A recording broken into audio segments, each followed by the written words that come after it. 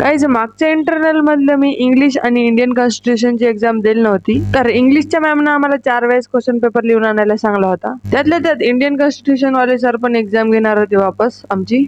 एवढं सांगून पण मॅमनी मला म्हणले की तू मला क्लासच्या बाहेर भेट म्हणून. आता मला दगदग व्हायला तेवढं की मॅडम आता काय विचारते म्हणून. आणि मॅमने लिटरली मला 2 वेळेस लिहायला सांगला क्वेश्चन पेपर आणि खुशी बघा माझ्या चेहऱ्यावर. आता हे टेन्शन यायला की ते 2 वेळेस पण मजेच्याने लिहिणं होते की नाही ते. पोरींच होतं आज प्रॅक्टिकल, तर मग त्यांनी मला बाय करून गेले आणि माझ्याकडे होतं काम ते म्हणजे की असाइनमेंट लिहायचं. थोड्याच वेळानंतर तिथे असलं काहीतरी सीन क्रिएट झाला.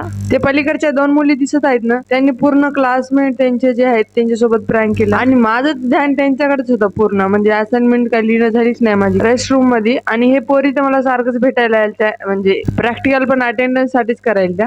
मला म्हणली चल म्हणले आमच्या प्रॅक्टिकल मध्ये बस म्हणले. आणि प्रॅक्टिकल होतं आमच्या क्लास इंचार्ज मॅडमने नंतर हाकलून दिलं होतं मला. आय थिंक एमजीएम कॉलेज मधला पण पाण्याचा पाईप फुटला वाटते, पाणीच पाणी गळू लागलं होतं. मग आम्ही आज गेलते कॅफे मध्ये, ते पण पिझ्झा पार्टी करण्यासाठी. आणि हे पार्टी होती संजू कडून, कारण की तिने आमच्या ग्रुपची अंबानी आहे सो तिच्या बर्थडेची पार्टी पण राहिली होती. आता म्हणलं चल तू पिझ्झाच खाऊ घाल म्हणलं आम्हाला.